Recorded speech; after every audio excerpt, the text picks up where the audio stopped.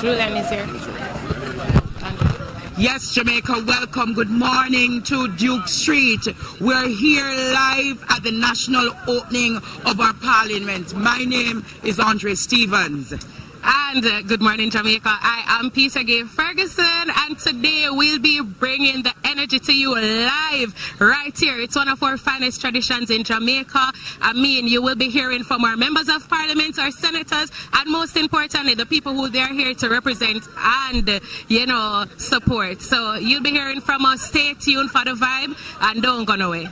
Definitely the leader of the opposition, Sir Mark Golding, will be having an interview with him. It is going to be an epic showdown. You know, a lot of people are looking forward to the dresses, the outfits by the parliamentarians, the hats, the fascinators. It is just pomp and pageantry right here today at Duke Street. And I can tell you, the ladies of the People's National Party will not disappoint.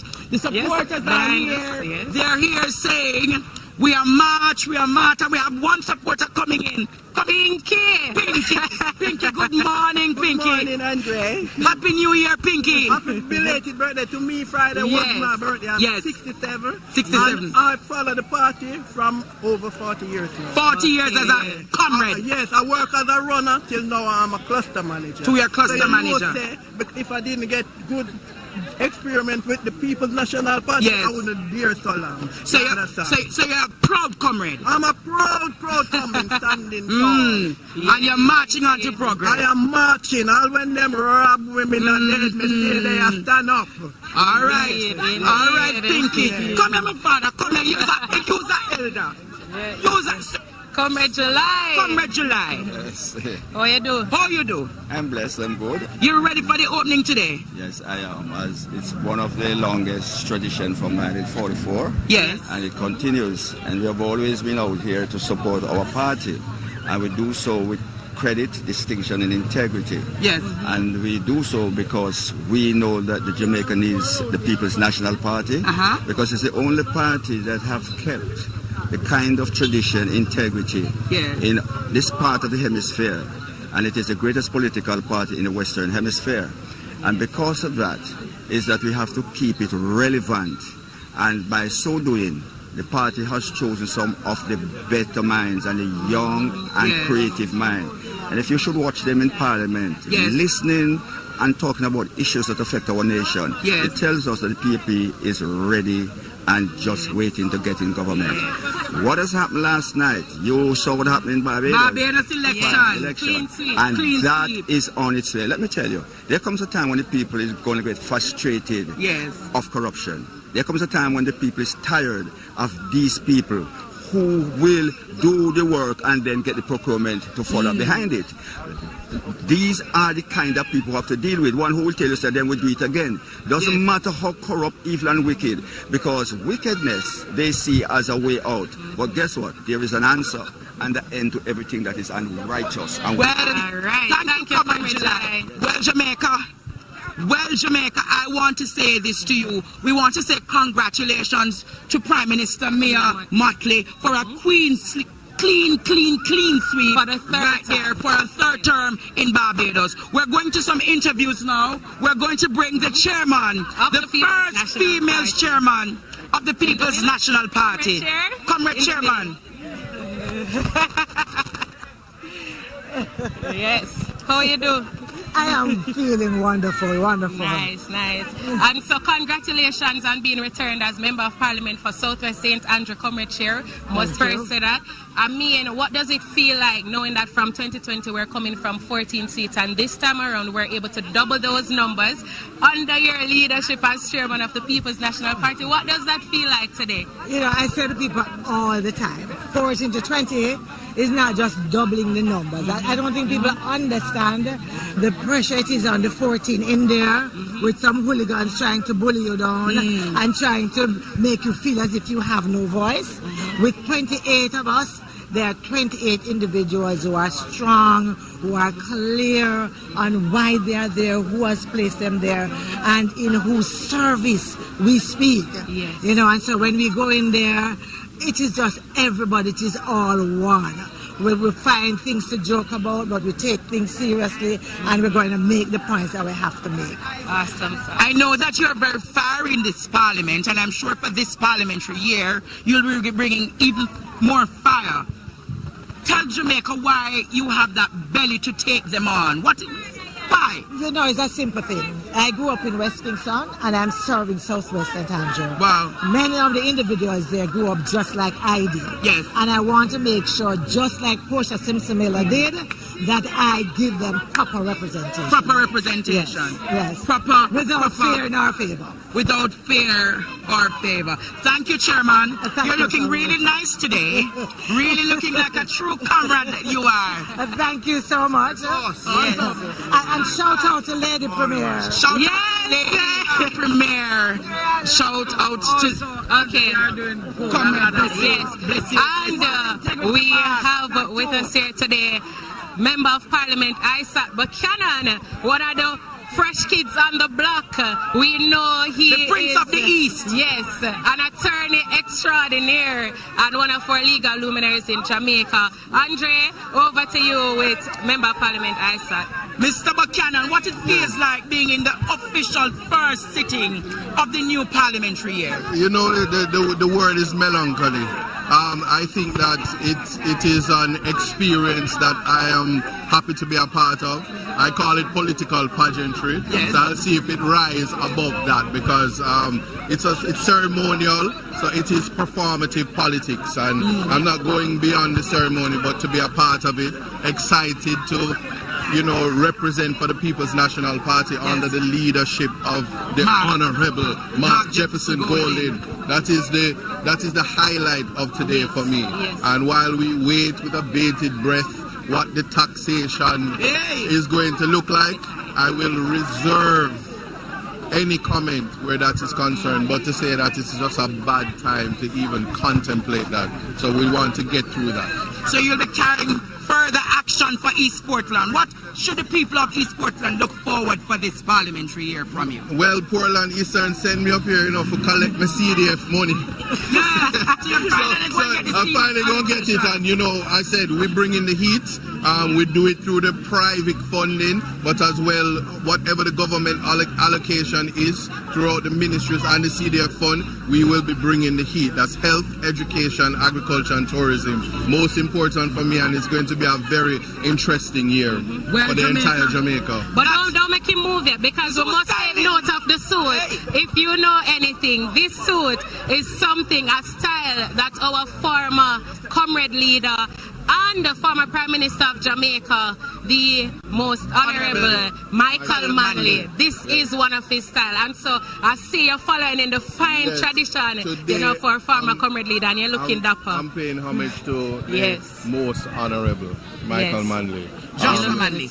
Is very significant, and Yes, so yes. when we do this ceremonial walk, we do it in his memory, because his contribution to social justice and just for the poor. We are for the poor. One of the P's in the People's National Party included the poor. So let us not forget, when it comes to human rights, when it comes to advocating for the least among us, I'm wearing this. And I'm styled by a premier gentleman. So I'm gonna put that plug there, because let me tell you something. No one would have bring the recreation to life as was done by premier gentleman. So big up to me tailor. Yes. Our You're looking quite dapper. blessings. And So we're heading over to the health spokesperson, the shadow spokesperson for health, Sir Alfred Dawes. Welcome, sir. Well tailored, well tucked, well groomed, well. Looking well for the people. Why this man make it seem like me always disheveled and look homeless? I don't understand. Yes, sir. I bathed this morning. Looking dapper. I bathed this morning, yes. Yeah, always been. The cold front never bother you. Not at all. So, Dr. Dawes. We used to the cold water. Okay. You are a first-time member of parliament, one of the new kids on the block, one of those who actually stirred the pot and stir up a lot of conversations. I'm sure the people of Southeast St. Catherine are very proud of you to be here representing them. We see the waves that you've been making as opposition spokesperson on health, and we couldn't be more proud to have somebody like you steering that ship. How has it been so far? Well, it has been an amazing journey. And yes, you would have seen what is happening nationally in terms of I guess you'd say investigative reports. Yes. The investigative reporting. In Southeast, a lot has happened. We're transforming how we govern the constituency. The people have a voice. We just came out of our CDF consultations, and it is really the people who came out who are guiding us in terms of the projects based on their urgent and sustainable needs.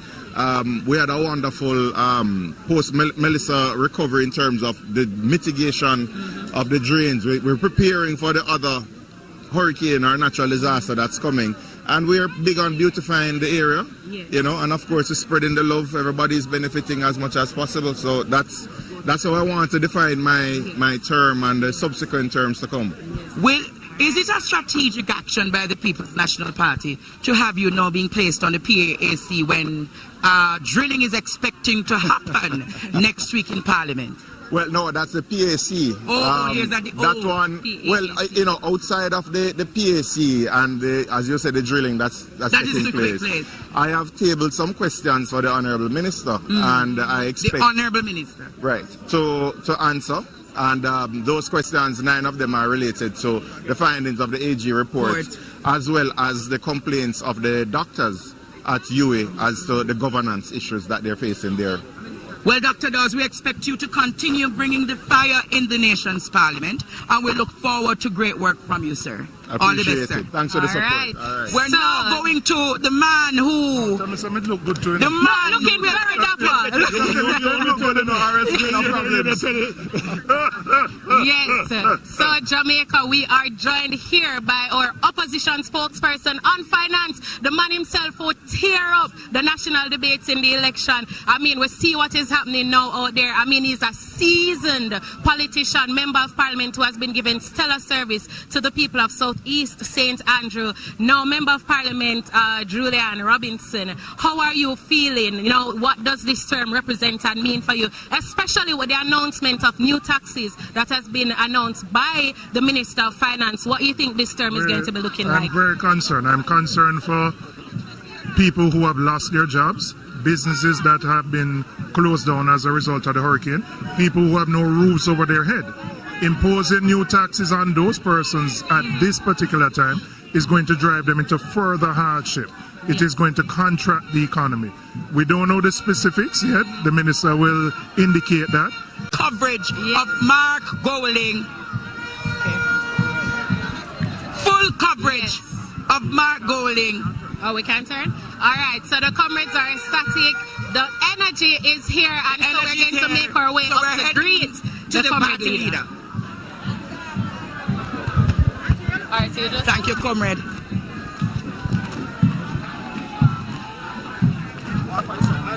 Where?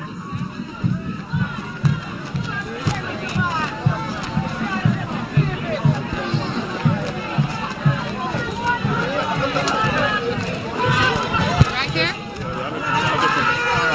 No, those guys. Okay.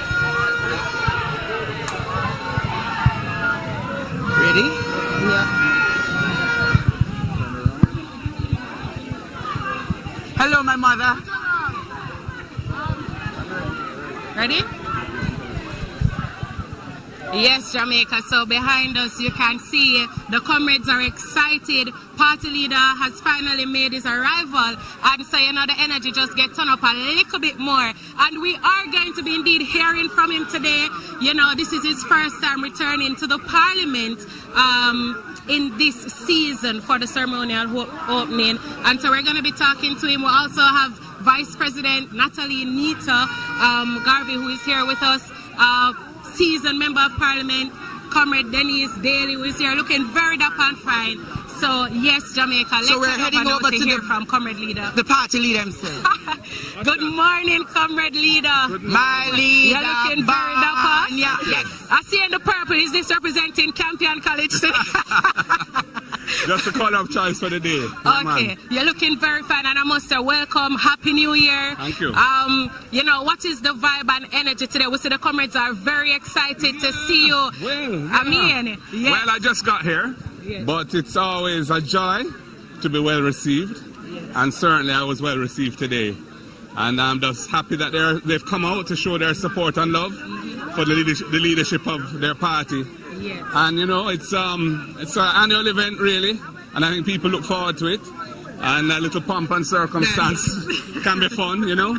So we're playing our part and want to hear what the government's coming with later. Want to hear what these tax measures are. The Independent Fiscal Commission has called for the tabling of the revenue measures at the same time as the rest of the budget documents are tabled. In the past, the revenue measures have typically been held back until the very end of the process. And he has said that that is not acceptable because it prevents a proper analysis of the budget and so on. So I'm expecting and hoping that we'll find out what taxes this government is intending to impose on the people at this time, so that we can study it properly and analyze it and say what we have to say about it. So that to me is one of the major items for today's proceedings. You'll be presenting in the budget debate in a few weeks from now. Yes. What is Jamaica to expect from you, particularly from this budget presentation? Well, I don't want to disclose too much, but essentially an analysis of where we are now and where we're going, and some recommendations for how I think the whole thing of national development and economic development should be approached at this time. So, you know, it's my speech is a work in progress, but it will be along those lines. Are you concerned about the direction of the finance minister and how she's directing the path for Jamaica's financial? Well, the problem with the finance minister is that, you know, she's not a very comfortable communicator. She's somewhat awkward in her delivery. So it's often not possible to get a really clear understanding of some of the rationales and reasons for some of the things that are happening. In terms of overall economic policy, you know, we're at a very crucial juncture now because the path that we have been following has been, to some extent, torpedoed by this hurricane. And it creates a new paradigm where we have to adjust to try and get the economy back up and running, to provide support and help for the tens of thousands, probably hundreds of thousands of Jamaicans who are suffering, as you well know. Andre having gone out into the field so much to help people, and how Jamaica finances that. And you know, I must say that I'm not impressed with the approach. Well, I would say the approach to financing the recovery. I would like to have seen greater exploration of creative solutions to lower the cost of borrowing, which is part of the whole concept of climate justice. Yes. And you know, there we have gone so far it appears that we're pursuing a very conventional path, which is going to add significant debt and the burden of debt service to the people and to the annual budgets going forward. So that is a concern for me. Yeah. Well, Comrade Leader, one final question. Yeah. We know that you've been dubbed the integrity boss, and we know that your leadership, you know, integrity and accountability has been a hallmark of that. Seeing what we're seeing unfolding now since this new term, we recognize that there's still a lot of issues, and that accountability is something that will still have to be made front and center. How are you feeling about that? I recognize the team is also on its toes with holding the government to account in terms of bringing some of the issues to light, the health sector, you know, we see what is happening. Yeah. How do you feel about that for this term, and you know, what should Jamaicans expect and look forward to? Well, most recent report of Jamaica's ranking in the corruption index, you know, indicates a stagnation, and we're at the low end, which is the worst end of our peer group, Caribbean. So there's a great deal of work that needs to be done, because if probity, integrity, and good governance are not at the center of how we approach development, then you're not going to get the cohesiveness of a society where people buy into the mission and are prepared to put their efforts behind it, because people will be cynical, justifiably, that those who are leading have motives which are not pure and clean. Yes. So it's very important that we as an opposition remain vigilant on this. I believe in due process. I don't believe in proceeding on the basis of conjecture or rumor, but where things become clear, action should be taken. Yeah. So we expect further strengthening and bringing more fire from the opposition. We will continue to do what we're doing.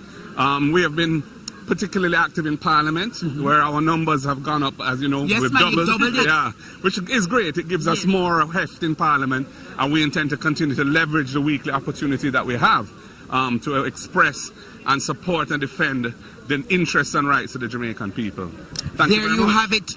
There you have it, Jamaica. The leader of the opposition, Sir Mark Jefferson Golding. He did exception. What you said? What you said? One mark, All right. One mark, Come man, come here, comrade. Come here.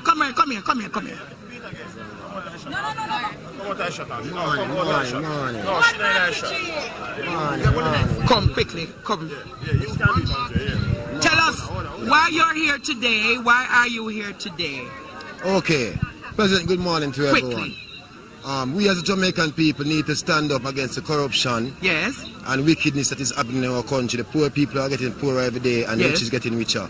And there seems to be no alternative, no change. There need to be somebody to stand up for the poor people. Therefore, Mark Gordon is our angel, our admirer, the person that is taking us to another level. We were robbed, but we will not be despondent. We will not give up. We will stand firm. We need to see the people and through all this hardship and separation that we are going through, which is practically hell. Andrew Holness is a devil. We need to get rid of him. Yeah. We, the people, need to stand firm. All right, comrade. All right. The man himself, the general, the man Jamaica that carried the opposition to 28 seats. The boss who is in East, Dr. Dayton Campbell. Dr. Campbell. How are you feeling for this parliamentary year? Morning. I was hoping that this year we would have been going in as government. Yes. But nonetheless, we're happy to be here in greater numbers and we commit to being defenders of the rights of the people. Yes. Especially the lower class of people, to ensure that the laws of the country protect their rights and that it gives them an opportunity to become the best version of themselves. Okay. What I wanted to expect from you this parliamentary year, though?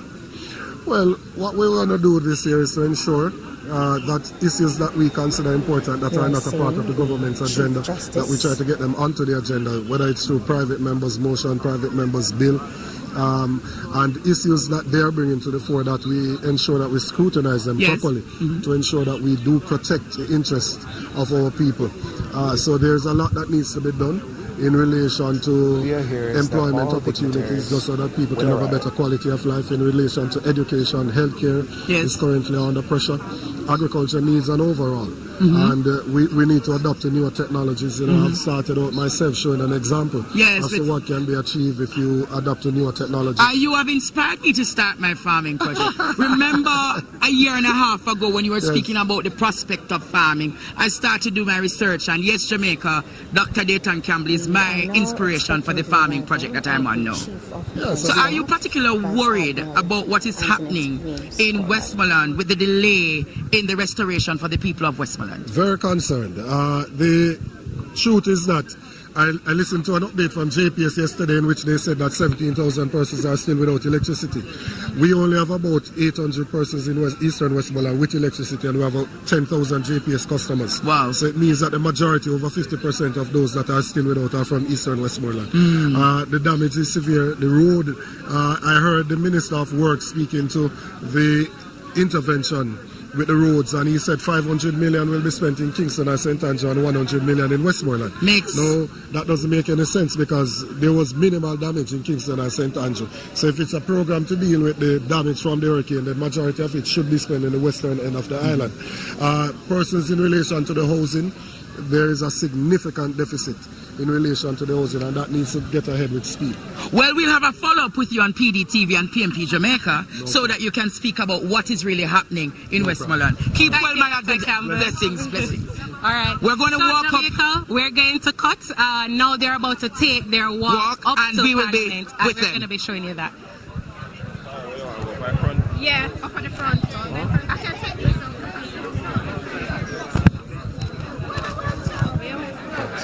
Staff.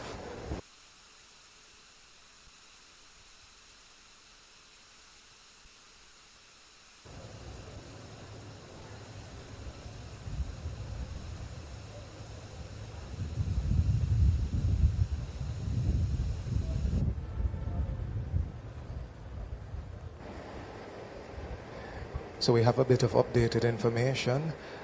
Vice Admiral Weems Gorman is unavoidably absent today, and she has sent a representative who you have just seen on the saluting days receiving the acknowledgement of the Guard Commander. We continue to describe the action as it unfolds.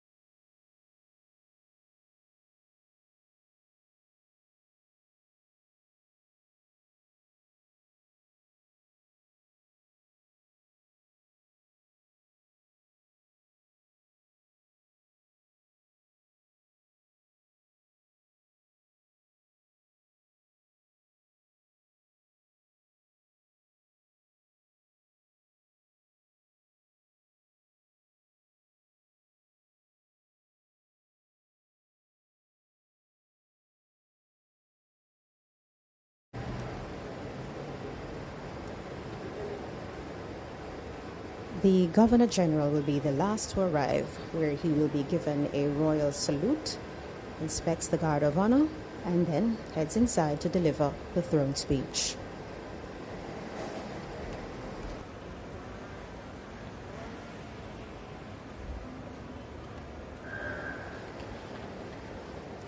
But Lisa, Duke Street, we've spoken about its history, and I'd like us to touch on it a little bit. The street was part of the original grid plan for the new city of Kingston. That wasn't yesterday. That was in 1692. And Duke Street, it has served as a center for finance and law. As a matter of fact, the legacy continues, as many of Jamaica's most distinguished attorneys, get this, they still operate from offices along the corridor.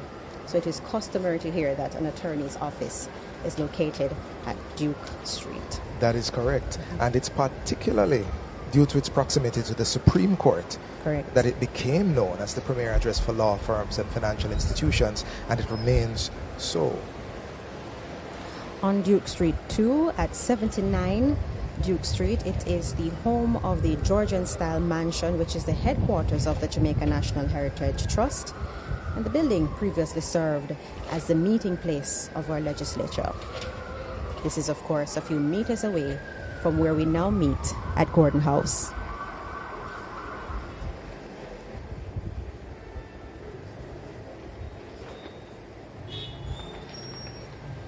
As we await the march to Gordon House, there are quite a few first-time members of Parliament and senators this morning, stemming from the results of our September 2025 general election. But we pause to acknowledge the leader of the Senate, Thomas Tavares Finson, who is arriving now to make his way into the chamber.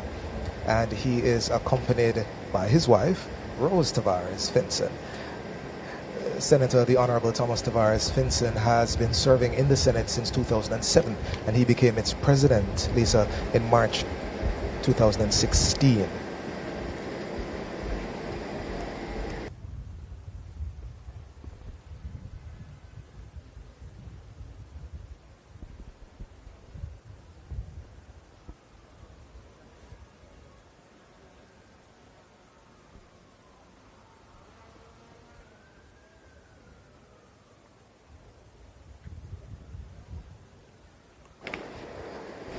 We've mentioned, Lisa, that it is the place for law firms and financial institutions.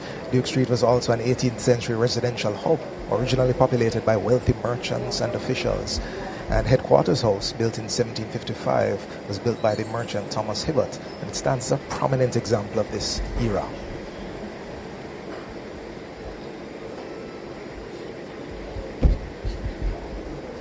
Earlier we saw the police commissioner, Dr. Kevin Blake, greeting the president of the Senate, Thomas Tavares Vinson.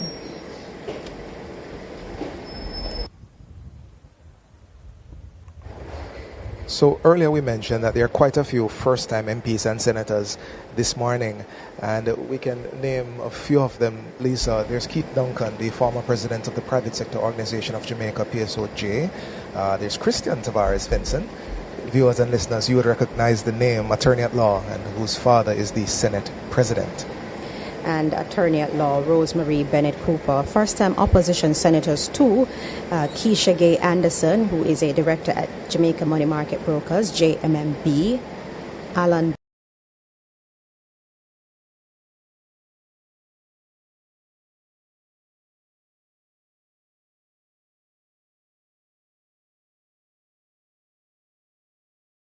Bernard, who is an educator, Dr. Maziki Tem, senior lecturer in the Department of Government at the University of the West Indies, Mona, and a voice that is known to many as he favors many talk shows and radio programs, financial analyst Cleveland Tomlinson, and the Chief Executive Officer of Barita Investments Limited, Ramon Small Ferguson. The government senators are made up of There are 13 government senators, and there are 8 opposition senators in place. That is the total number for the upper house.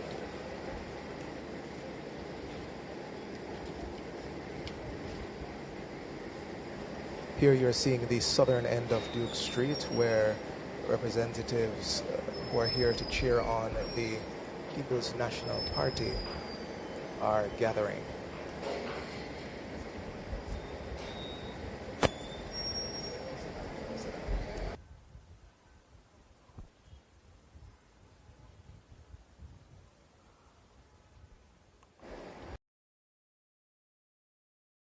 Now, we've mentioned a few times that we're all waiting on His Excellency, the Governor General, to arrive, but he will be immediately preceded by his wife, Lady Allen.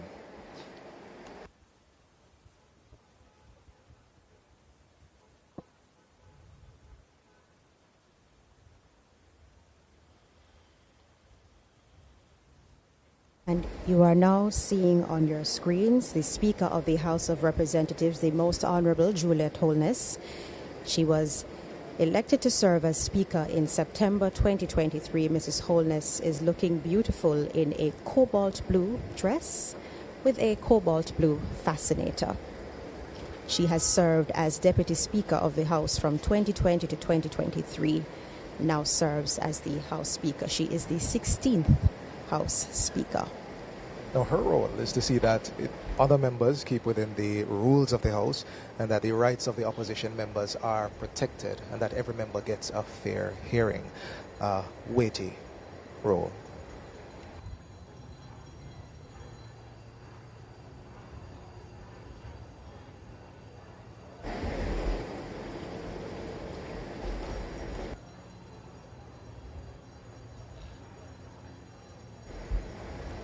Scenes there of jubilant supporters as the Prime Minister and his team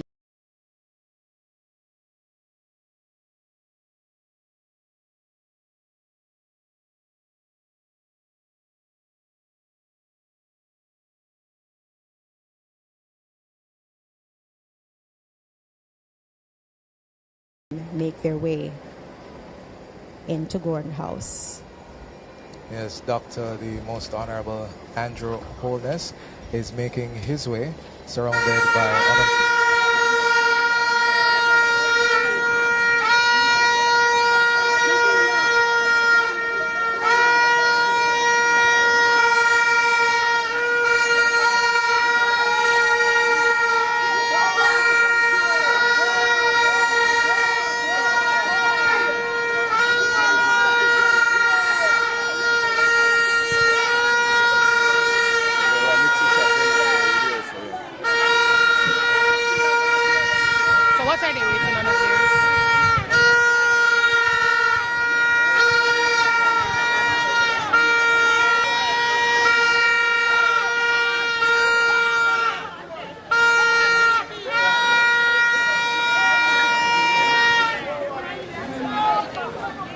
they're going to continue walking. Yeah, I guess they're positioning themselves.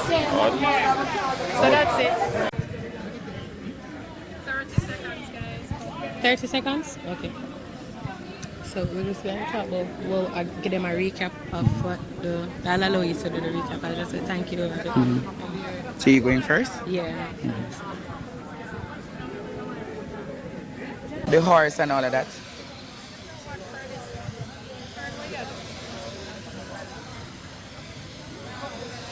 All right, line up. All right. All right. 5, 4, 3, 2, 1.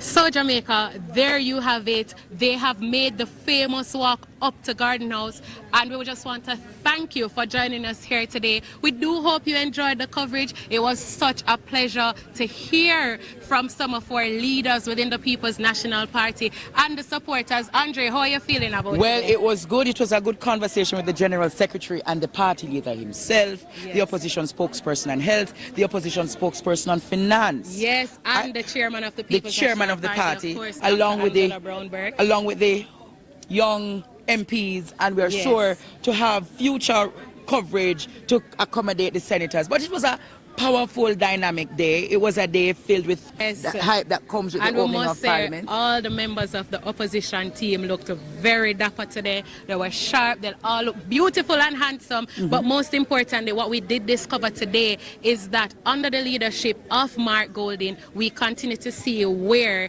integrity will remain a hallmark of his leadership, and they will continue to hold this government to account on behalf of the people of Jamaica. They will continue to provide stellar representation, and that is indeed a rare thing in today's politics in Jamaica. And so we are happy to see that the People's National Party will continue in that fine tradition. It has been an amazing day, Jamaica. We love you. Thank you, partner Draw TV. Big up yourself. But I want to say that today shows a dynamics that the People's National Party will be bringing in Gordon House. We expect them to be doing the drilling and the accountable in this parliamentary year. Do not take Mark Jefferson Golding lightly. He's been going through all of those bills, all of those recommendations, etc. He is going through the Constitution. So the Cybercrime Act that is to be passed, all. Can I switch? Let me check my phone.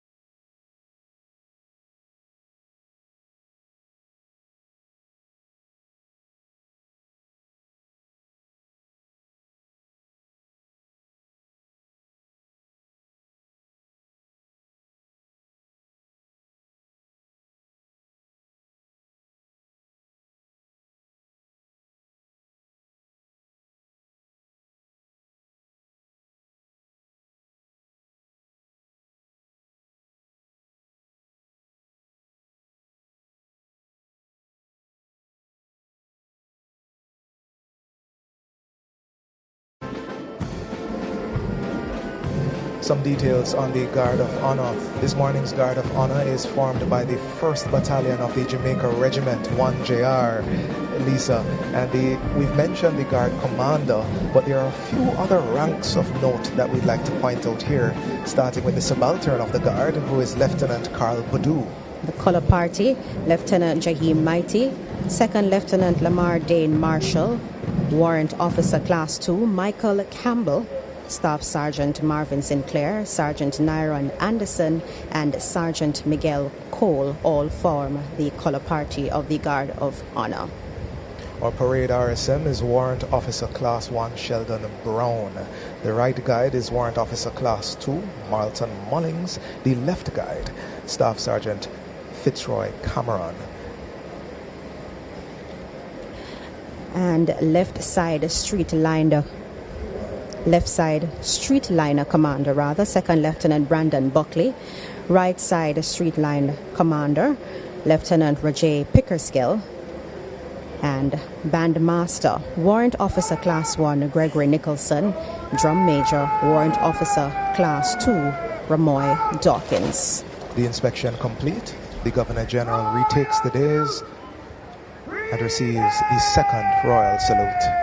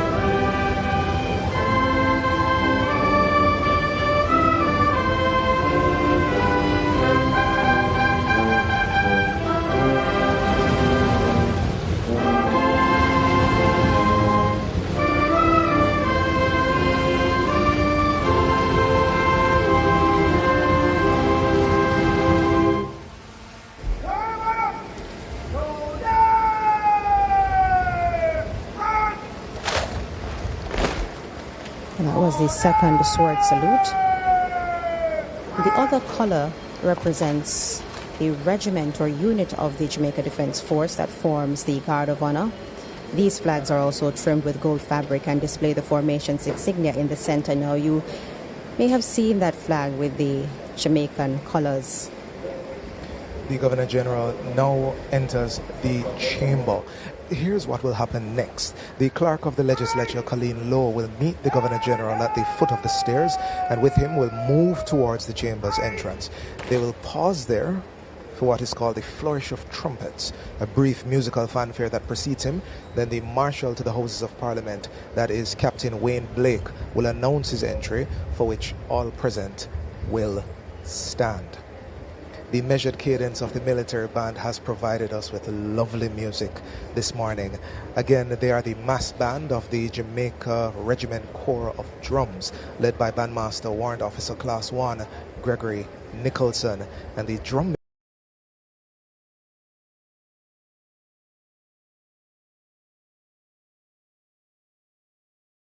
major is Warrant Officer Class 2 Ramoy Dawkins. Now, Lisa, having completed their duties in splendid fashion for the morning, the Guard of Honor will depart as precisely and silently as they arrived, as those within the chamber await the delivery of the throne speech. And many Jamaicans are expecting to hear what will be announced.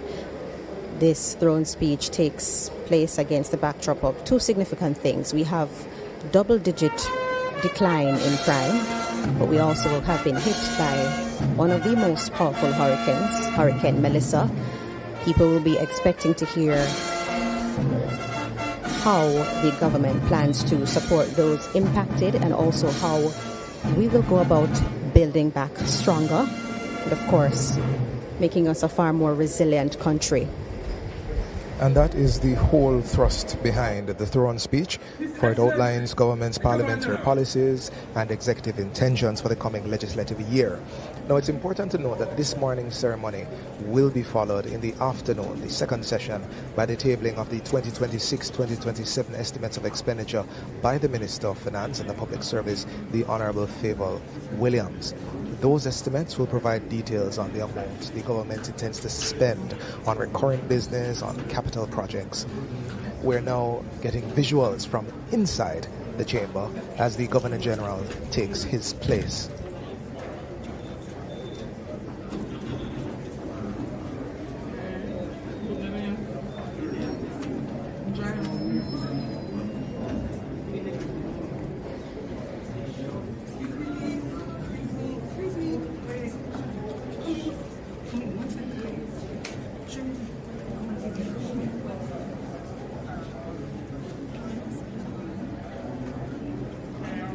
Having taken his place in the chamber, the the proceedings inside the chamber will continue, starting with the invocation, which will be done by Pastor Everett Brown, President of the Jamaica Union Conference of Seventh-day Adventists. He will be performing the invocation today.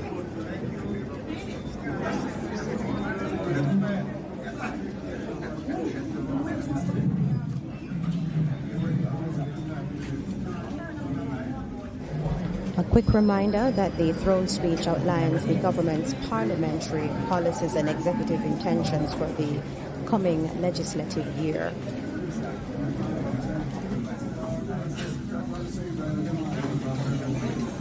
The Guard of Honor.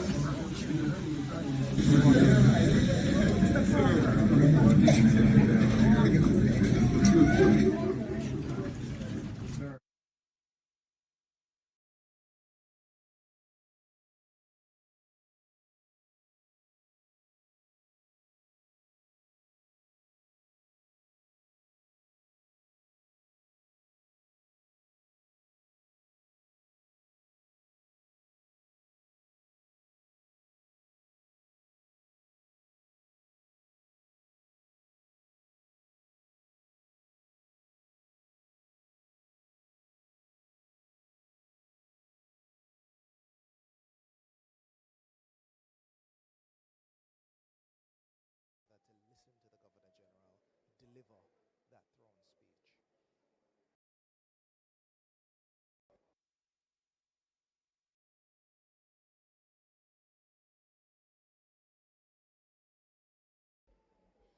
Ladies and gentlemen, this morning has unfolded.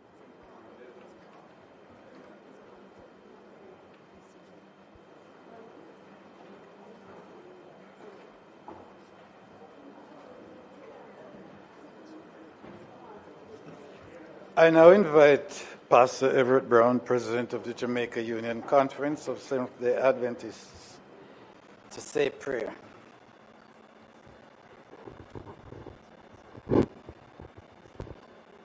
Let us pray.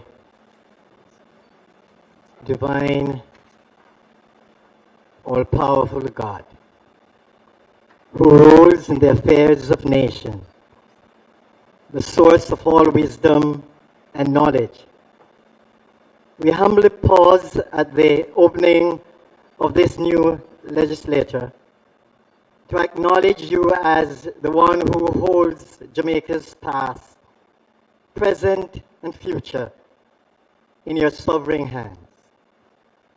We thank you, O gracious eternal Father, for the rich legacy of our national heroes, men and women of courage, conviction, and conscience, whose sacrifice, vision, and faith helped to shape a nation committed to justice, dignity, and freedom.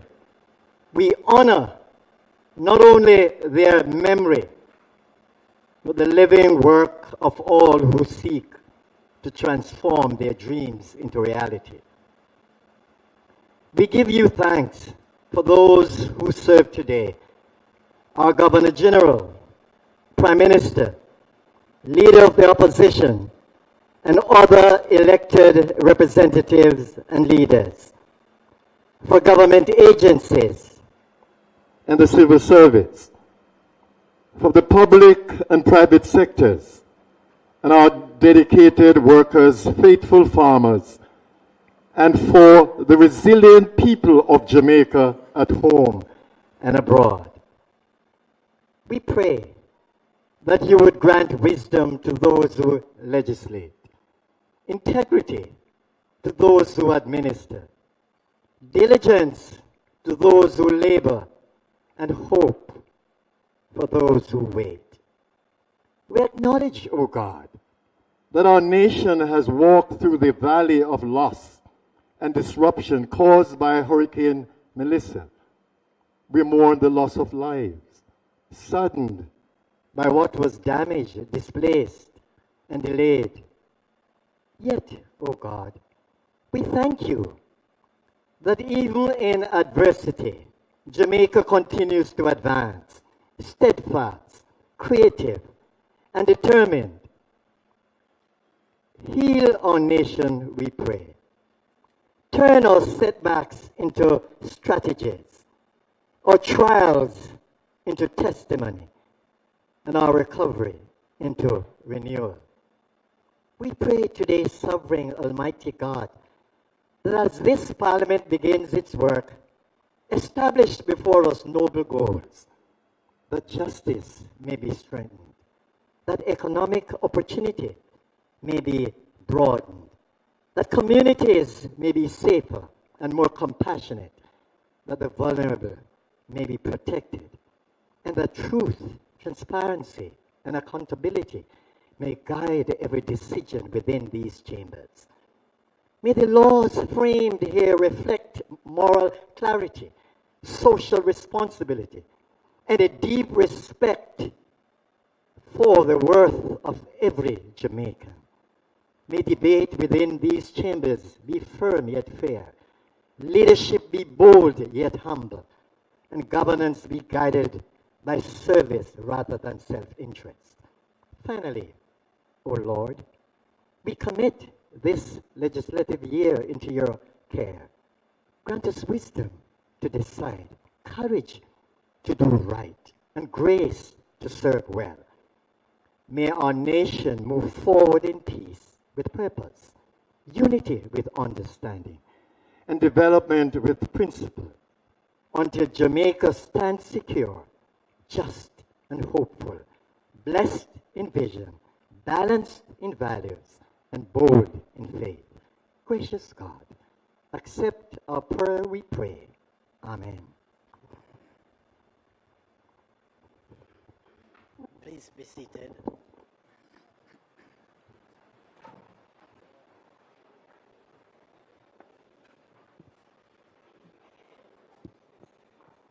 By virtue of the Constitution of Jamaica, a proclamation. By His Excellency the Most Honorable Sir Patrick Linton Allen, Member of the Order of the Nation, Knight Grand Cross of the Most Distinguished Order of St. Michael and St. George, Commander of the Order of Distinction, Knight of Grace of the Most Venerable Order of the Hospital of St. John of Jerusalem, Governor General of Jamaica, whereas it is provided by subsection 1 of section 63 of the Constitution of Jamaica that each session of Parliament of Jamaica shall be held at such place and shall commence at such time as the Governor General may by proclamation appoint. And whereas it is expedient that a session of the Parliament of Jamaica should be held at such place and commence at such time as shall hereinafter appear. Now therefore,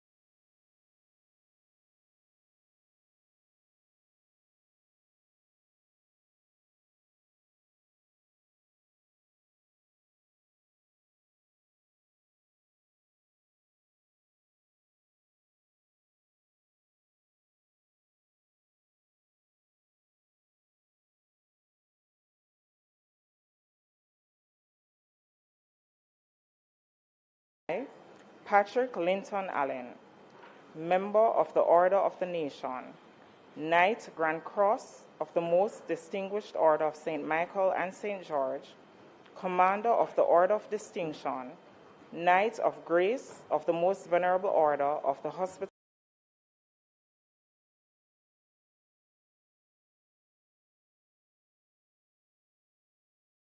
of St. John of Jerusalem, Governor General of Jamaica, in exercise of the power conferred on me by subsection 1 of section 63 of the Constitution of Jamaica, do hereby proclaim and make known that a session of the Parliament of Jamaica shall be held at George William Gordon House in the parish of Kingston, commencing at 11 a.m.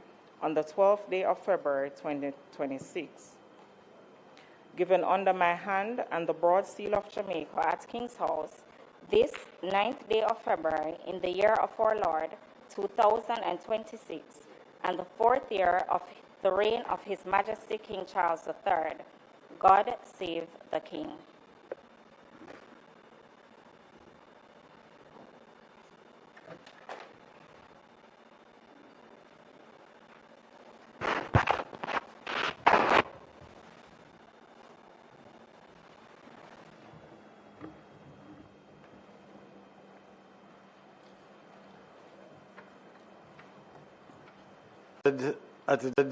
At a decisive moment in Jamaica's national Hurricane Melissa, one of the most destructive and disruptive climate events in our history. It tested our institutions,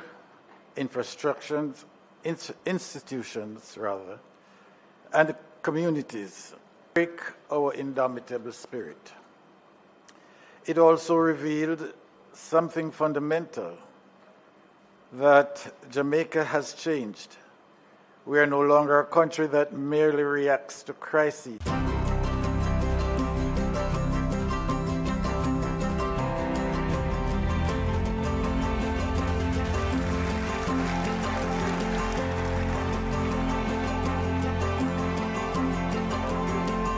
Hurricane Melissa made landfall.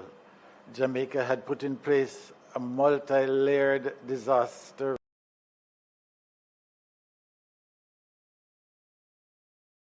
risk financing framework that was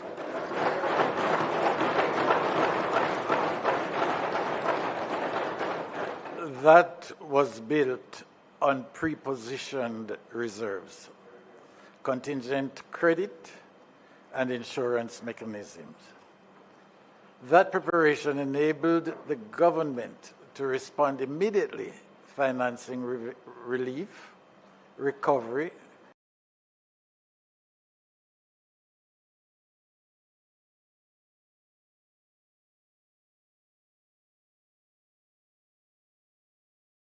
with unprecedented speed and scale.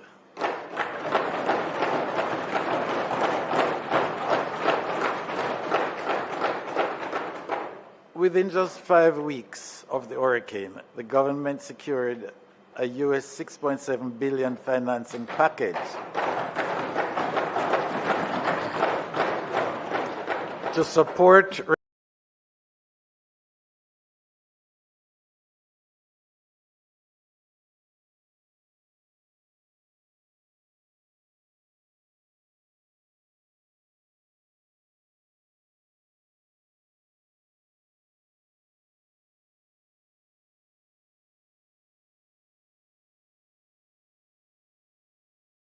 rating agencies reaffirmed Jamaica's sovereign ratings. This is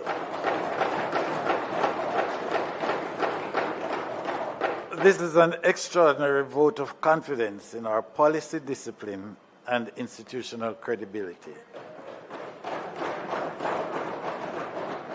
The months following Hurricane Melissa have reinforced 3 simple truths. 1, preparedness matters. 2, institutional strength matters. And leadership matters.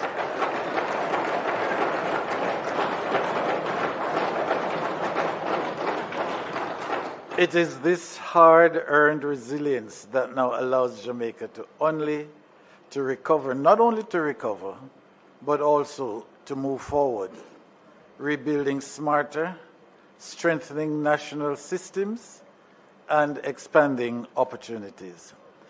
The government's plan for the year ahead go beyond not only reconstructing what was damaged by reimagining what is possible.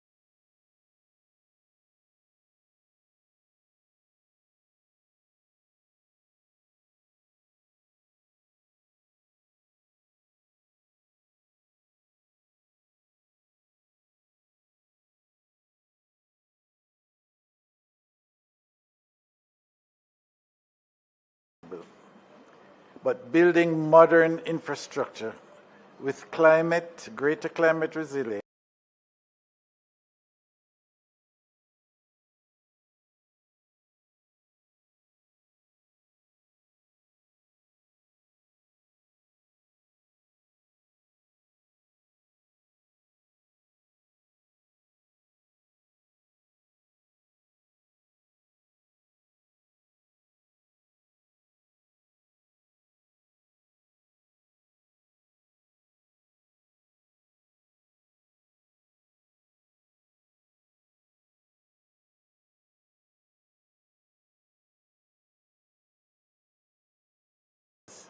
and institutions designed for speed, scale, and opportunity. This is about turning adversity into advantage, about shaping a Jamaica that is stronger in the face of shock, more competitive on the global market, and more inclusive in the prosperity that it creates.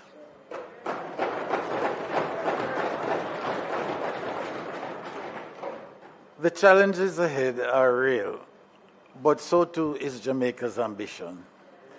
With resilience as our foundation and opportunity as our direction, Jamaica moves forward not merely to recover, but to rise. Confident in our capacity, disciplined in our choices, and determined to shape a future worthy of our people.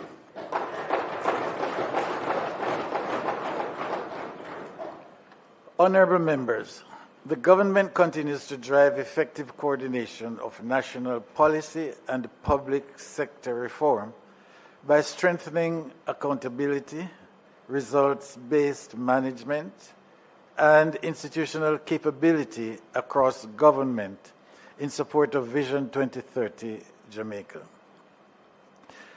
This has taken on heightened urgency in the aftermath of Hurricane Melissa. The widespread devastation caused by the hurricane underscored both the vulnerability of critical infrastructure and the need for a more integrated and disciplined national framework for recovery and resilience. In response, the government has established the National Reconstruction and Resilience Authority, initially as a department, pending the enactment of special purpose legislation to constitute it as a statutory corporation.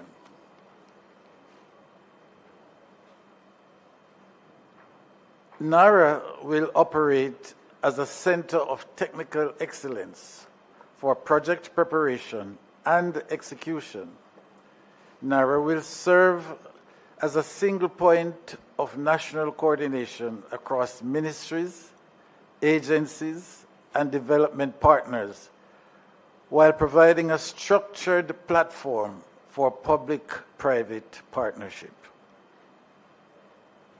Through NARA, Jamaica will convert unprecedented levels of international financing into bankable, resilient projects delivered transparently, quickly, with discipline, and with measurable impact. This authority represents a new development architecture for Jamaica, one that embeds resilience into national planning, accelerates delivery, and ensures that reconstruction and resilience investments translate into lasting economic opportunity and sustained national strength.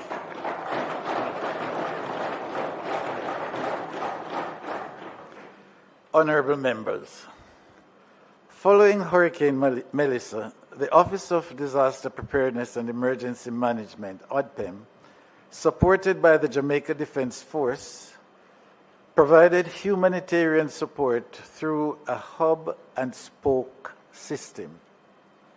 ODPEM also completed the Jamaican dollar 1.87 billion improved emergency communication system. The National Identification and Registration Authority was entered by donor flows. Thirdly, Moody's upgraded Jamaica's long-term issuer and senior unsecured ratings to Ba3 from B1 in December 2025.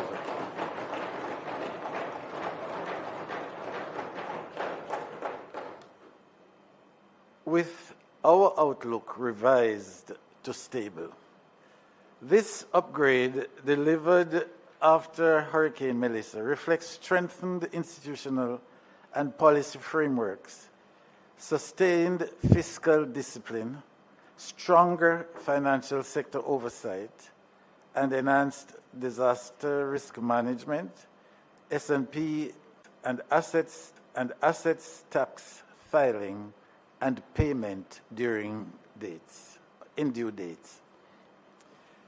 For 2026-27, priorities include implementing procurement system reforms through the Public Procurement Commission and securing passing the physical infrastructure of the Jamaica Constabulary Force to provide modern, fit-for-purpose facilities for both police officers and the public they serve.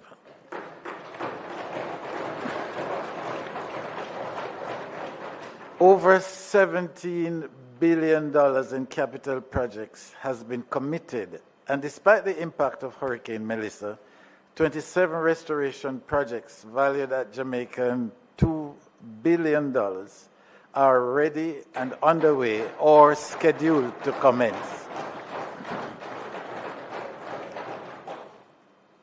Technology development also continues apace, with the C5 business solution to be implemented this fiscal year and the expansion of the ticketing information management system, TIMS, to support improved public order.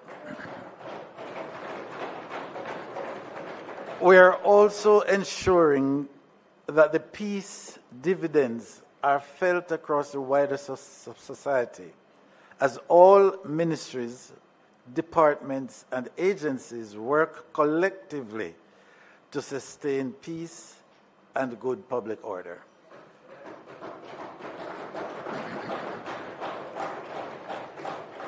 Our regional and international partnerships remain critical with Jamaica strengthening its leadership through initiatives such as hosting the inaugural Caribbean Trafficking in Persons CARITIP Forum.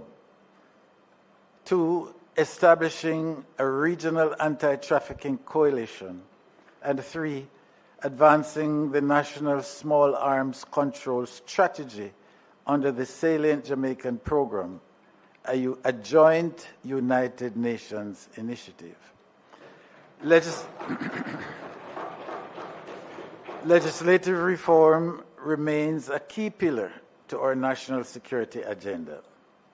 Amendments to the Aliens Act, the Immigration Restriction Act, and the Firearms Act are progressing, with priorities for the period ahead include reform of the Corrections Act, review of public order legislation, expansion of security technology, upgrades to Jamaica Eye, continued facility construction, and the commencement of a new specialized operations facility. It's time to stop wasting money every month on electricity and start getting free energy from the sun. Invest as little as $890,000 on a complete solar panel system from Essential Solar and get free power from the sun day and night. Power all your kitchen appliances, AC, TV, water pump, water heater with our top-of-the-line combo that includes an 8-kilowatt smart hybrid inverter, batteries, and 7 solar panels. Conditions apply. The time to buy solar is now. Don't wait until that summer light bill hits you in the face. Request an estimate today. Call or WhatsApp any of the numbers on your screen or visit essentialsolarsystems.com. We deliver island-wide. Essential Solar. Let the sun give you power. Director of Public Prosecutions, Correctional Services, and related agencies. Justice serves remained robust. The Restorative Justice Program concluded over 1,000 conferences, and sensitized approximately 22,000 individuals. The Victim Services Division assisted over 3,000 new clients, delivered over 8,000 counseling sessions, and supported over 1,000 victims in court. The Child Diversion Program engaged nearly 7,000 persons, while the Legal Aid Council provided representation to over 2,700 individuals. The strong promotion of alternative dispute resolution continues to emphasize the avoidance of violence in settling disputes. Parliament passed amendments increasing penalties for murder through the Offences Against the Person and Criminal Justice Administration Acts. Legislative priorities progressed, including in cases of jury tampering. For 2026-27, the priorities include rehabilitation of damaged facilities, advancing constitutional reform toward a republic, addressing judicial tenure, and undertaking major amendments to the Sexual Offences and Offences Against the Person Acts, including the introduction of new offences such as stalking. Honourable members, with Jamaica's strong job creation gains and expanding capital program, the Ministry of Economic Growth and Job Creation has been renamed the Ministry of Economic Growth and Infrastructure Development to sharpen its focus on sustained economic expansion and national resilience.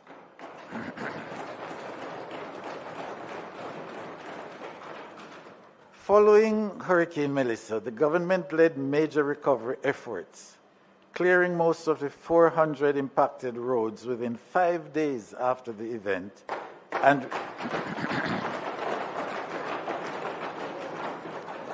and restoring access for emergency response, utilities, and relief operations.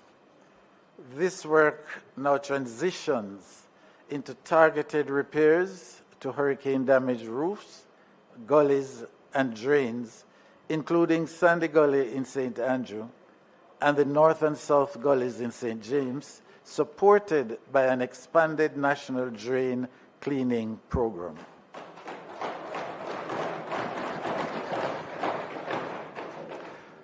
Long-term infrastructure delivery continues to accelerate. By December 2025, the SPARK program had reached 20% completion. Major national projects also advanced significantly.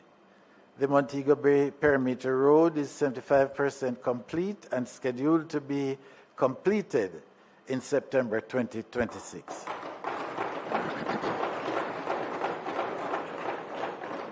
The Long Hill Bypass is scheduled to be completed in January 2027.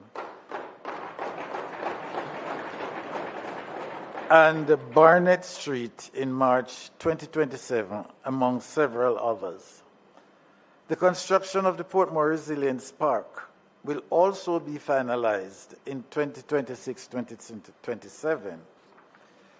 Capacity expansion continues under the Special Capital Expenditure Program, including the dualization of Brayton Road and the Hillshire Main Road and the phased Arthur Wint Drive. Tom Redcombe and Camp Road will also be upgraded.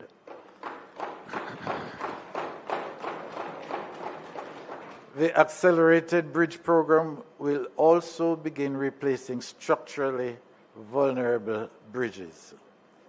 Land, housing, and urban planning reforms remain central. The Systematic Land Registration Program has produced over 13,000 titles.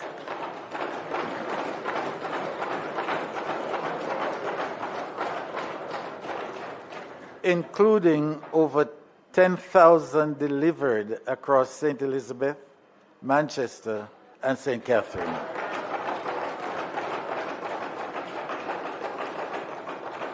Through strategic funding partnerships, we will continue to increase the insurance of titles. Additionally, to improve efficiency, the contract for the electronic titling system was signed and implementation is planned for 2027-2028.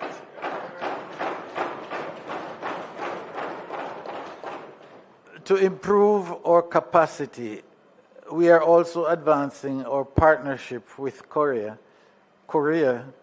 in our surveyor training program. Under the new social housing program, 314 units, that's 720 rooms, have been completed, benefiting more than 1,100 Jamaicans. Delivery of more housing units through different modalities will be achieved by using new building methods and systems, giving an opportunity to more small contractors, especially our young people.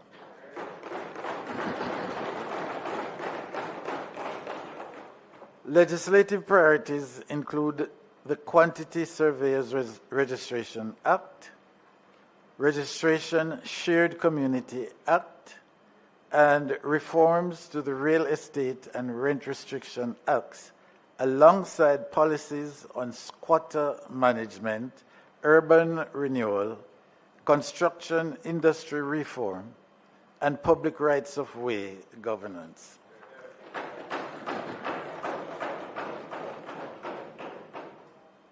Honorable members, even as it led national relief coordination, damage assessments, and recovery efforts, the government ensured uninterrupted delivery of PATH, National Insurance Scheme benefits, and social pensions.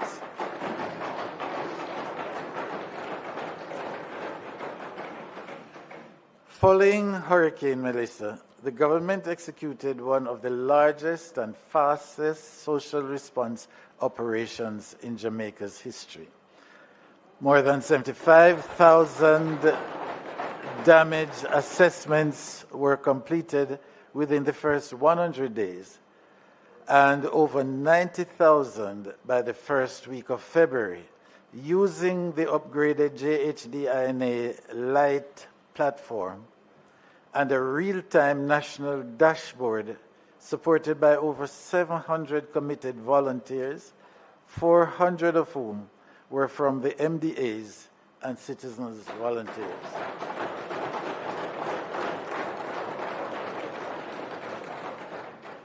Recovery efforts have now moved decisively into shelter restoration with the launch of the Shelter Recovery Program, including the restoration of owner and occupant family shelter roofs program. This is the largest housing recovery initiative ever undertaken in Jamaica.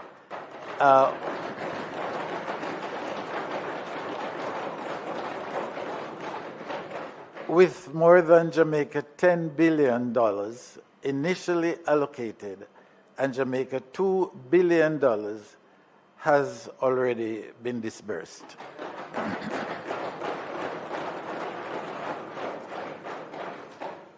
Digital transformation also continued to expand access, accountability, and inclusion. The I'm Alive application is scheduled to launch early in the new fiscal year to enable secure electronic life verification for pensioners.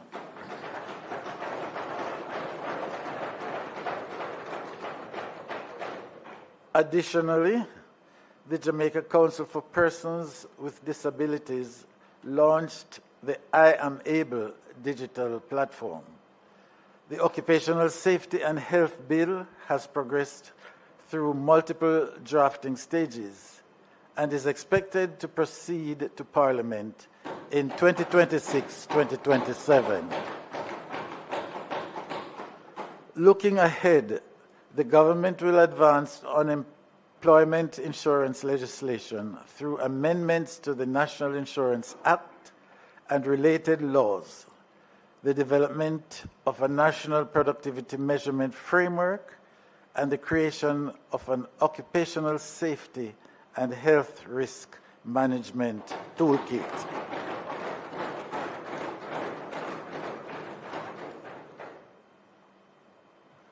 In 2025-2026, the government advanced Jamaica's diplomatic, multilateral, and trade agenda with a clear focus on resilience, strategic planning and partnerships, and post-disaster recovery. Jamaica's leadership on the regional stage was particularly evident during its tenure as chair of the Caribbean Conference Heads of Government from July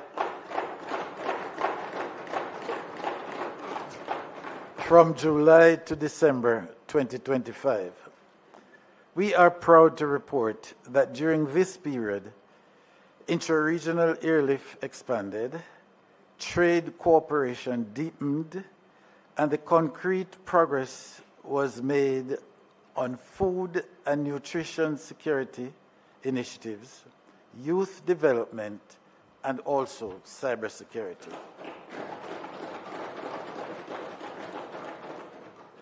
Regional security cooperation was also advanced through the sharing of best practices and engagement on transnational organized crime, alongside strengthened CARICOM-Africa relationships. In the wake of Hurricane Melissa, through its missions and partnerships worldwide, Jamaica secured invaluable delivery of essential goods, technical expertise, and humanitarian support from bilateral and multilateral partners, non-governmental organizations, and the Jamaican diaspora.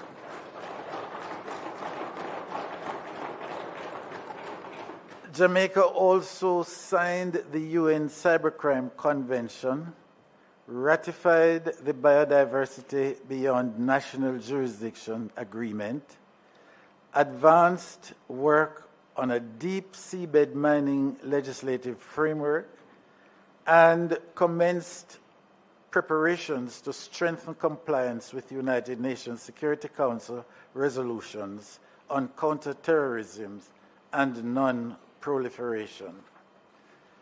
Looking ahead to 2026-2027, the government's priorities include: 1, deepening bilateral engagement with traditional and non-traditional partners; 2, advancing UN 80 multilateral reform efforts and global action against transnational crime; and 3, finalizing an updated foreign trade policy and action plan to boost exports, attract investment, and support Jamaica's economic recovery and growth.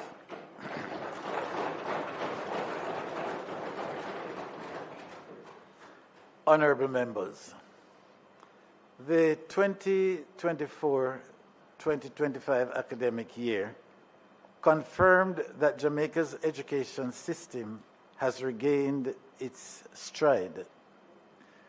PEP and CXC results surpassed previous cohorts.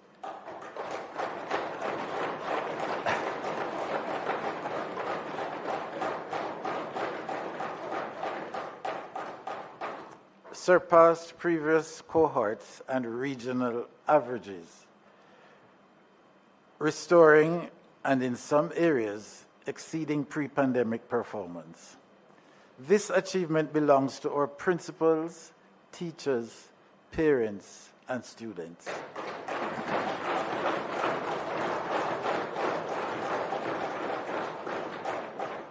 Despite severe infrastructural damage from Hurricane Melissa, The sector demonstrated exceptional resilience.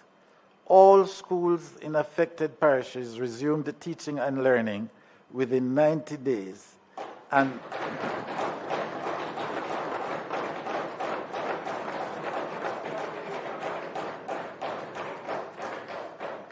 this is an unprecedented national accomplishment that underscores strong leadership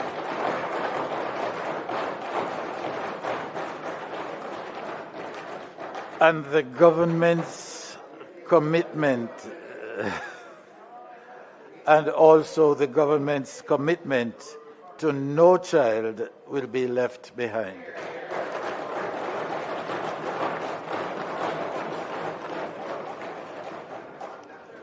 Reconstruction efforts are advancing at scale, and all priority 1 institutions will be fully repaired within this calendar year.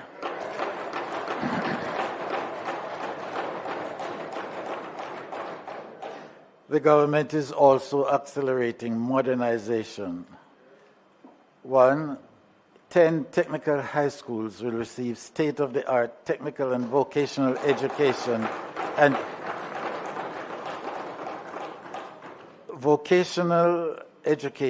and training TVET labs in partnership with the Human Employment and Resource Training National Service Training Agency, HART, NSTA Trust.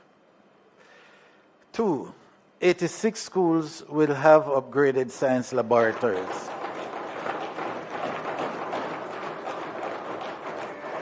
3, and by late 2026, ground will be broken for Bernard Lodge and Minard STEAM schools.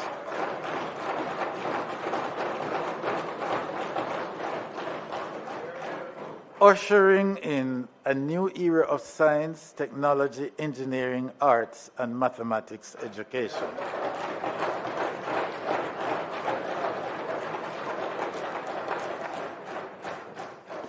Institutional reform is also advancing. The government will establish a Department of Family and Children's Services and reform the Youth and Adolescents Policy Division to strengthen governance and evidence-based policymaking. Legislative priorities include completing consultations on the Jamaica Teaching Council Bill and updating school governance regulations under the Education Act. Studies have shown that institutions with strong school governance are better run and deliver more impressive educational outcomes. These new regulations will introduce best practices of school governance to all our institutions. Implementation of the Education Transformation Commission recommendation also continues, with 33% ready implemented.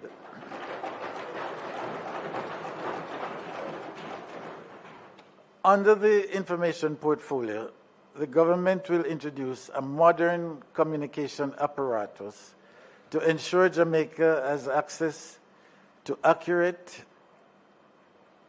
public information, unbiased public information, protecting truth, strengthening trust, safeguarding democratic values, and reinforcing our shared national consciousness.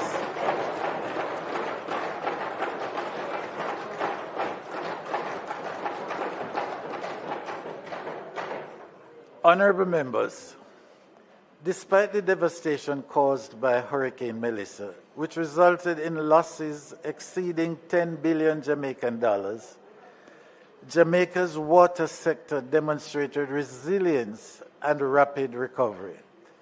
By December 2025, water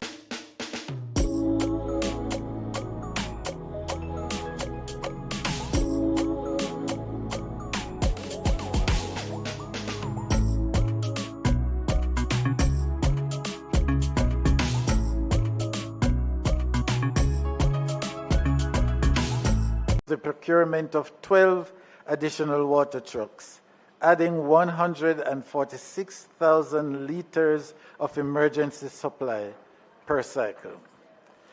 To ease the impact of drought conditions, Jamaica has 243 million,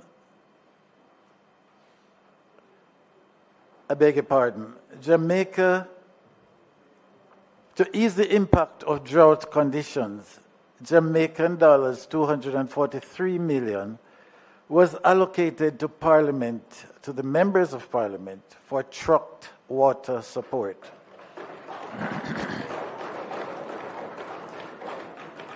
Rural Water Supply Limited expanded access to potable water for more than 8,700 residents, with the figure projected to reach approximately 14,000 by March 2026.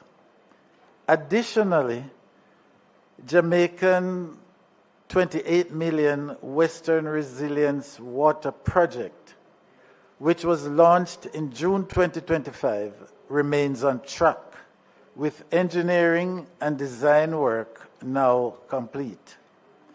This project is scheduled to enter the full construction phase in June 2026.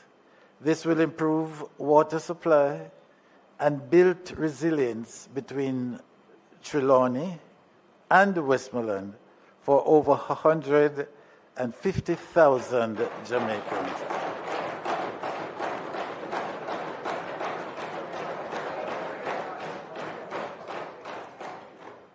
Climate resilience and environmental management were also strengthened. The Water Resources Authority installed real-time flood gauges in Content, Manchester, and developed a climate-linked food insecurity mapping tool to support early warning and also planning. Under the National Tree Planting Initiative, Phase 2, more than 200,000 trees were planted.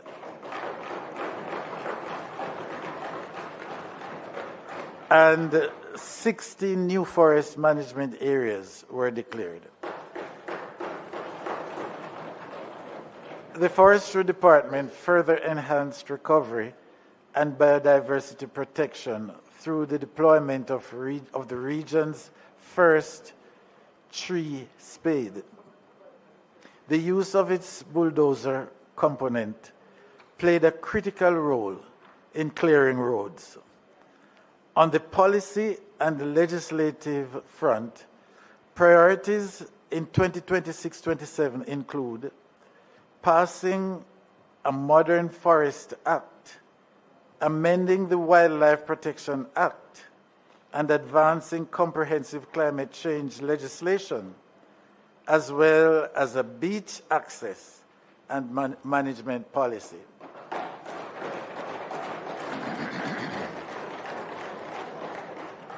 Secondly, the government will also pursue US $20 million from the International Loss and Damage Fund to climate-proof water systems, complete rural water projects in Hampshire, Riversdale, St. Catherine, and Stepney in St. Anne, benefiting 4,600 residents, and also implement major e-mobility initiatives in partnership with the United Nations Development Programme, the Global Environment Facility, and the German Agency for International Cooperation.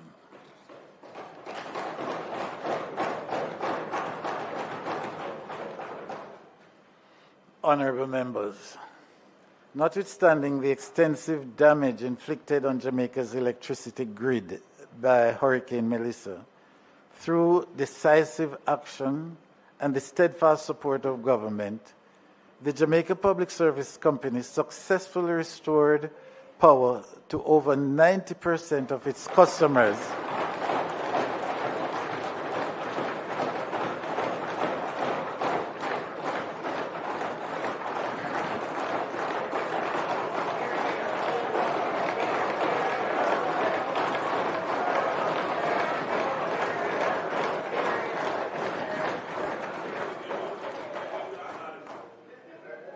by December 2025.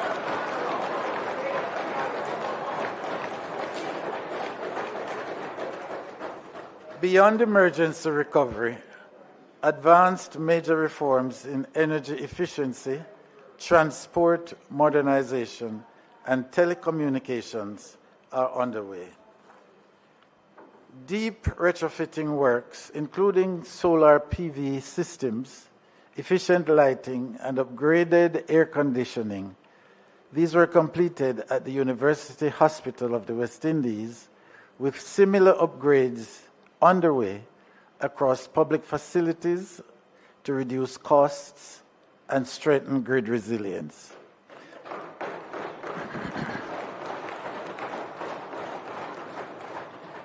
Public transport modernization continued with the acquisition of 300 CNG buses, completion of phase 1 of the rural school bus program,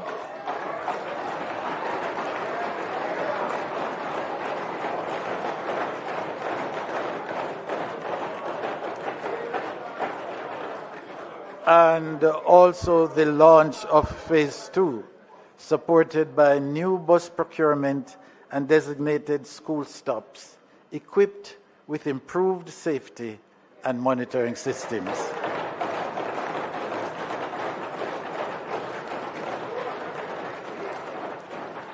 Strategic infrastructure upgrades progressed, including one, Jamaican dollars 5 billion in airport improvements at Sangster International and Norman Manley International, and the deployment of 200 Ports Security Corps officers to reinforce border protection. A letter intent was also signed with Transamerica's fiber system to develop a new subsea fiber optic cable, expanding bandwidth, improving resilience, and reducing long-term connectivity costs.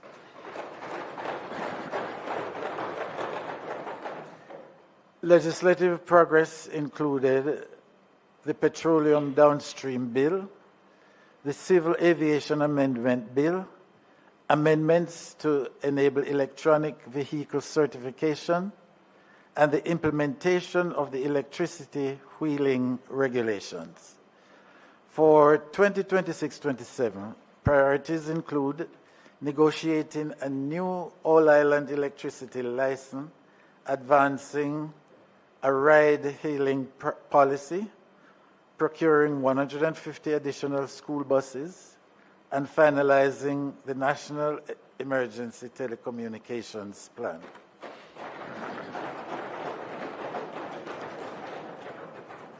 Honorable members, in 2025-26, the government advanced major recovery, infrastructure, and legislative reforms while safeguarding continuity of health care in the aftermath of Hurricane Melissa.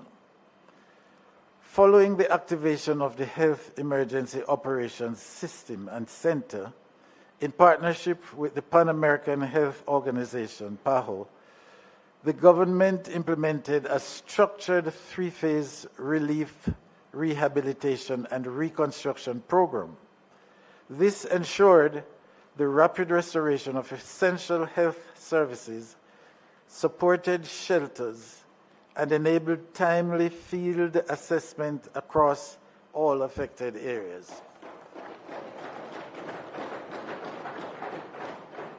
Rehabilitation of primary care infrastructure remains a central priority alongside the delivery of major capital projects.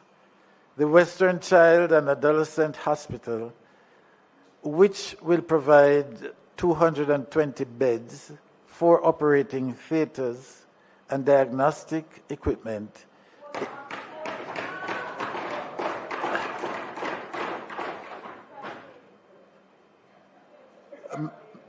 might I take that again from the top?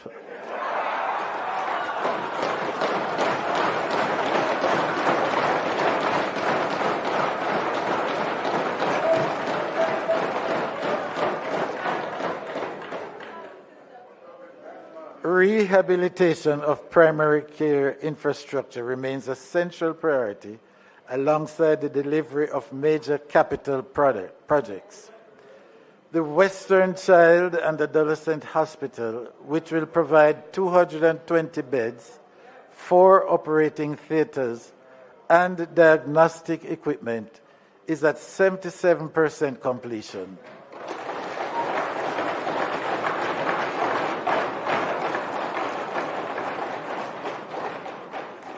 Significant upgrades continued under the Health Systems Strengthening Program. These include 1. The Jamaican $55 billion Spanish Town Hospital redevelopment.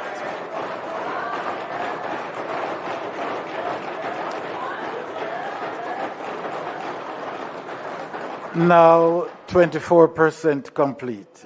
2. The Jamaican $930 million Old Harbor Health Center.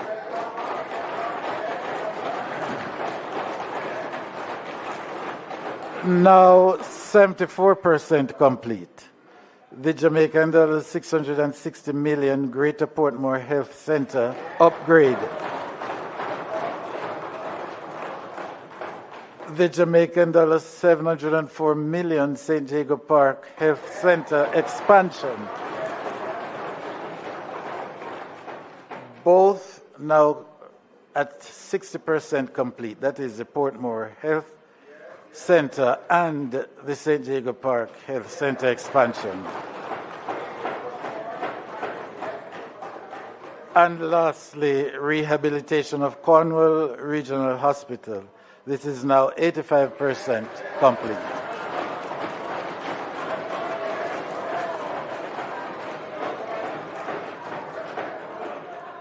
The completion of the Cornwall Regional Hospital will result in an increase in its operating room capacity up to 11.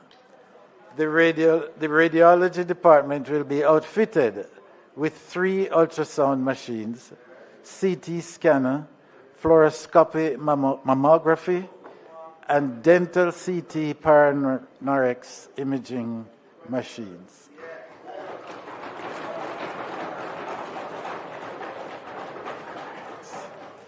Legislative reforms progressed steadily, and the advancement of the Tobacco Control Bill and the Food and Drugs Amendment Bill, alongside amendments to the Nurses and Midwives Act and the Pharmacy Act to formally recognize and regulate advanced practice registration nurses, strengthening workforce flexibility and service delivery.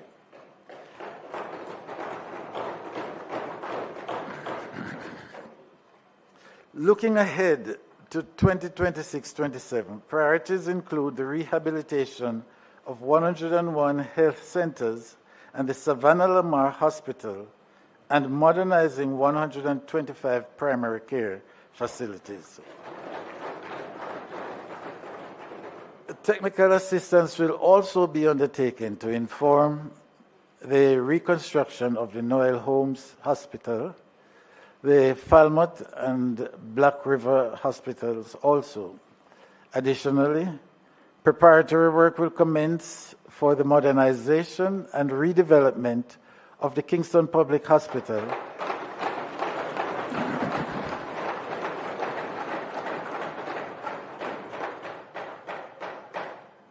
and a new Type C hospital at Bernal Lodge, positioning the health system for resilience, equity, and future demand.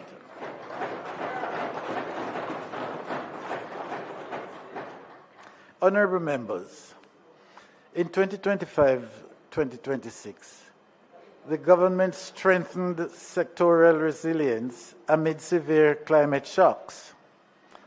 Up to September, domestic crop production was on track for a record 930,000 tons, while bauxite output rose by 10% to 4.3 million tons.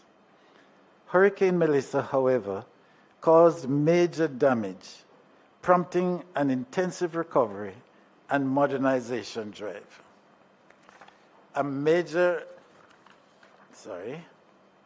Through the Jamaican $3 billion Hurricane Melissa Disaster Recovery Program, the support to impact over 70,000 farmers and fishers is ongoing. Our key actions include, and still includes, restoration of 4,600 hectares of farmland, distribution of 140 million gallons of water, implementing a Jamaican $40 million lease moratorium, waiving fishing license fees for 1,008 fishers, preparing 1,625 hectares of land for 2,000 farmers, and providing fertilizers, seeds, planting materials, livestock support, and beach rehabilitation.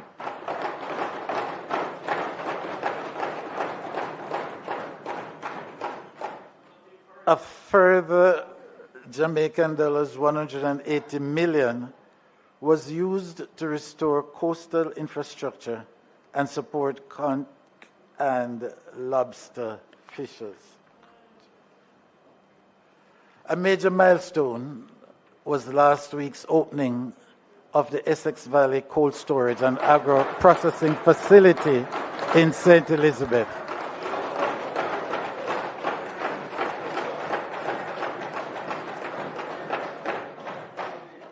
This is expanding storage, processing, and marketing capacity, cutting post-harvest losses, and boosting resilience in Jamaica's agricultural breadbasket. Water security and minerals development also advanced. The Jamaican $1.5 billion Parnassus irrigation system delivered 13.6 kilometers of new pipelines serving 315 hectares, while limestone exports tripled to 750,000 tons, and extensive land rehabilitation and community infrastructure upgrades supported over 8,000 residents. Legislative progress included the passage of the Peta Larceny Amendment Act and the advancement of the Geological Survey Act. For 2026-2027, priorities include advancing the work to establish a national food reserve as well as a minerals institute, greenhouse clusters, new agri-parks, rehabilitation of 6 fishing beaches and 70 farm roads, youth startup incentives, quarry material depots, and national landslide hazard remapping and mapping.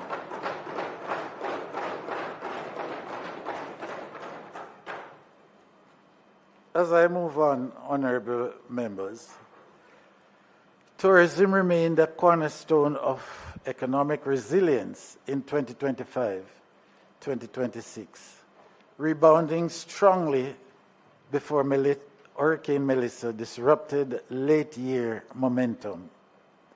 Despite this, the sector demonstrated exceptional recovery, welcoming 3.7 million visitors and generating US $3.8 billion in revenue.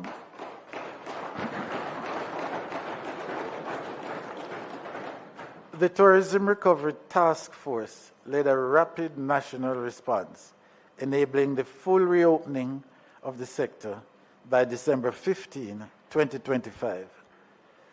Major properties in Ocho Rios, Negril, and Montego Bay resumed operations quickly, signaling to global markets that Jamaica remains open for business. A major policy breakthrough came with the Cabinet's approval of the Destination Assurance Framework and Strategy, the world's first codified destination assurance policy, designated to guarantee safe, seamless, high-quality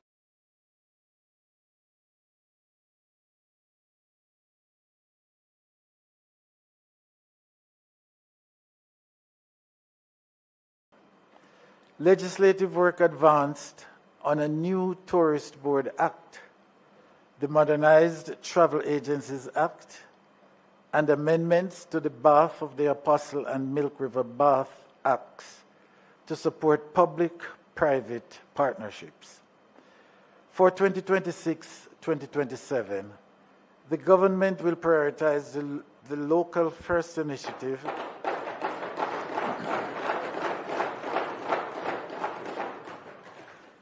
deepening domestic sourcing and MSME linkages.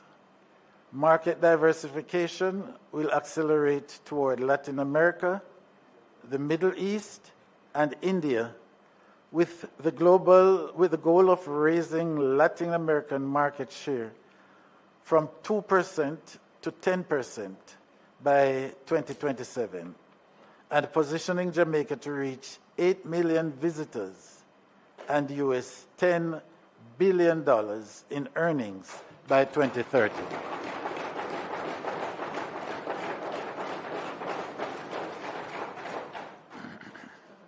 Honorable members, the government strengthened Jamaica's investment climate, supported MSMEs, and advanced major reforms even as the nation recovers from Hurricane Melissa. Significant investments moved forward, including Accelerate Energy's US $1.55 billion acquisition of the new Fortress Energy LNG and power platform. Special economic zones remain a powerful catalyst, with the Jamaica Special Economic Zone Authority facilitating nearly US $1 billion to date, including US $34 million in 2025 and 2026. Manufacturers benefited from Jamaica $82 billion in tax relief under the Productive Incentive Relief Program, while 52 MSMEs received Jamaican dollars 18 million in grants.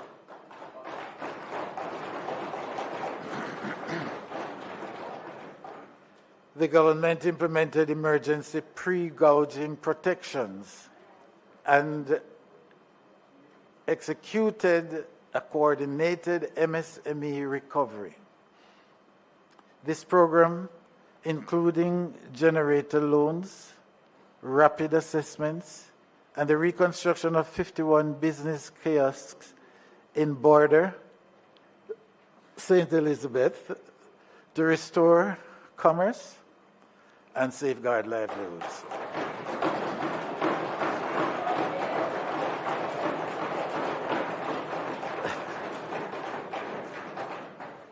Major strides in digital transformation improved the ease of doing business. The Companies of Jamaica and the Companies Office digitized annual returns and beneficial ownership filings, cutting processing times from weeks to minutes.